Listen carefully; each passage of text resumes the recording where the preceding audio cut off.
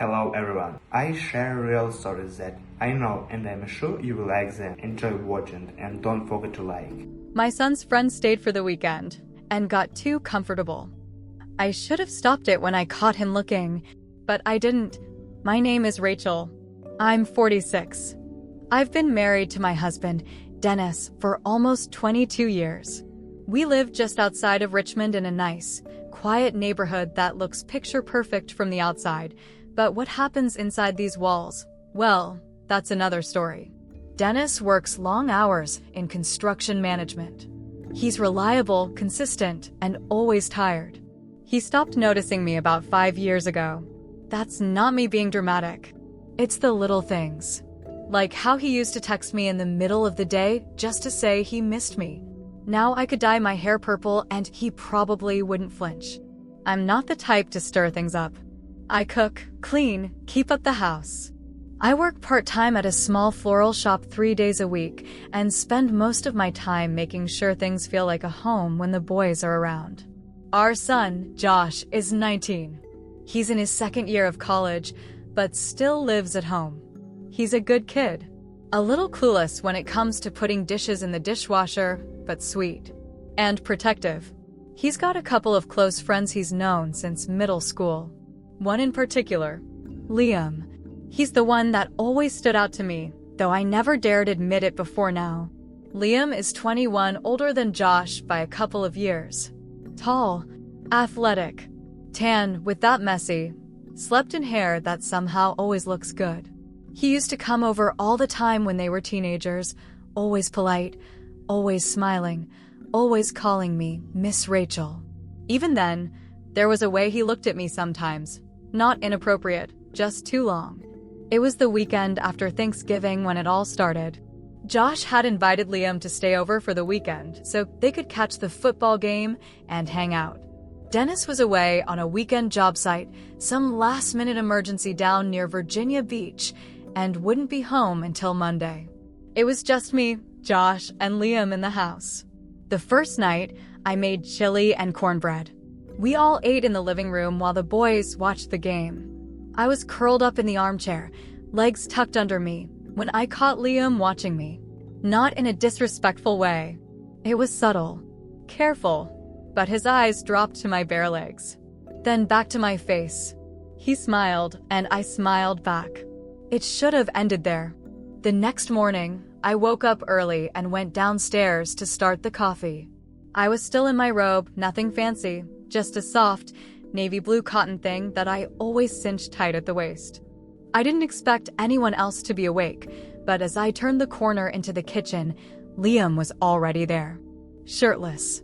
"Morning, Miss Rachel," he said, lifting his coffee mug like a toast. I stood there for a beat too long. His back was to me, and I found myself staring at the way his muscles moved under his skin when he reached up into the cabinet. I hated the way I felt, like I was 25 again. Flushed, unsteady. I cleared my throat, laughed it off, and started prepping breakfast. He offered to help, said something about his mom never letting him near the stove. We made pancakes together. His hands brushed mine when we reached for the same bowl. Neither of us pulled away fast enough. When Josh finally woke up, I practically sighed with relief. The rest of the day went on without anything unusual, at least from the outside.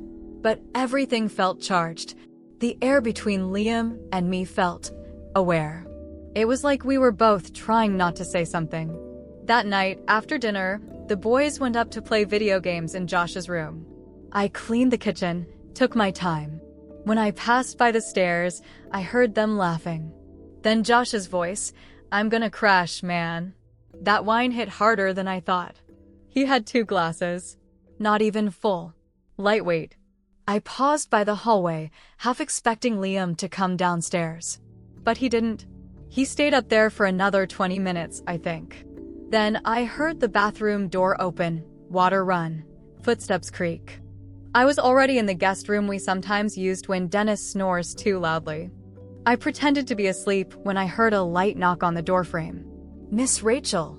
I opened my eyes. He was there, standing with his hands in his pockets, wearing sweatpants and a plain white tee. "I couldn't sleep," he said, voice low. "Mind if I sit in here for a minute?" I should have said no. I should have reminded him that I'm his friend's mom, that this wasn't appropriate, that this could ruin everything. But I didn't. I sat up, pulled the blanket tighter around me, and nodded. He walked in slow, like he was waiting for me to stop him. I didn't. He sat down on the edge of the bed, staring at the floor for a second. Then he looked up at me. Really looked. "You always seem sad," he said quietly. "Even when we were younger." I used to wonder why. My chest tightened. I opened my mouth, but nothing came out. He reached for my hand. Just held it. Not squeezing. Not tugging. Just warm, steady contact. "Do you ever wish you could feel something again?" he asked. I didn't know what to say. He leaned closer, slowly. There was nothing rushed or reckless about it. It was soft, intimate, dangerous. And then footsteps upstairs. Josh coughed. A door creaked. We froze. Liam pulled back, let go of my hand. I swallowed hard and looked away. "I should go," he said. I didn't stop him. But when the door clicked shut behind him, I didn't sleep at all. I didn't sleep that night. Not even for a minute.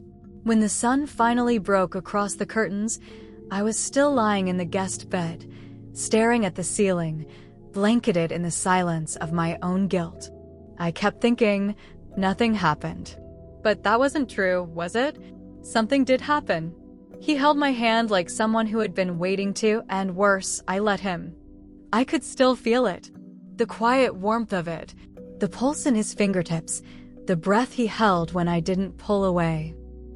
That memory stayed with me all morning, like a shadow that refused to leave the room. Josh was still asleep when I came downstairs. I thought Liam would still be in bed too. But no, he was already in the kitchen, making coffee again, like nothing happened. "Morning," he said softly, like we shared a secret. I didn't answer. I just went to the sink, poured a glass of water, and stared out the window. He didn't push, just sipped his coffee and waited for me to say something, to acknowledge what passed between us the night before. But I couldn't. Later, after breakfast, Josh asked if they could borrow my car to drive into town. I said yes, hoping the distance would clear the tension in my chest. I spent the afternoon half busy, folding towels I didn't need to wash, reorganizing spice jars, checking the time every 20 minutes. They got back late, just before dinner. Josh looked tired, content. Liam looked at me with something else entirely. Something quiet, intimate, dangerous. That night, I heard the boys talking in Josh's room. Then Josh's door clicked shut. The house went still. I told myself not to go downstairs. But I did. I found myself sitting on the back porch again, wrapped in a shawl, holding a glass of wine I didn't really want. 10 minutes later, the door opened. I didn't need to turn around. I knew it was him. He didn't say anything at first. Just sat beside me. "I'm leaving tomorrow," he said after a while. "I think that's for the best." I nodded, stared into the dark. "But I'm not sorry I saw a part of you last night I think no one else sees," he added. "And I'm not sorry I saw you the way I did." I closed my eyes. My throat tightened. "Liam." "I know," he whispered. "I know what this is. I've never felt something so real in such a short time." He didn't touch me this time. He didn't have to. It had already happened. Not the way most people think of betrayal. We didn't cross a physical line. But we crossed something worse. We crossed into knowing. Into seeing each other for who we really were underneath all the masks. And that's a line you can't uncross. Liam left before sunrise. I didn't go downstairs. I watched through the slats of my bedroom blinds as he threw his duffel bag into his trunk and pulled away. I thought that was the end. It wasn't. Dennis came home 2 days later, unexpectedly. Said the job finished early. He hugged me like nothing was wrong, but I could feel it. Something had shifted. He didn't sleep beside me that night. said he needed rest, and went to the guest room. I stood outside the door listening. The silence was louder than any fight we ever had. Then the next evening, he walked into the kitchen holding his phone, placed it on the counter, pressed play. A video. Footage from our security cam, the one in the hallway near the guest room. I forgot we even had it. It had no sound, but the image was clear. Me, sitting on the bed, Liam walking in, sitting beside me, our faces too close.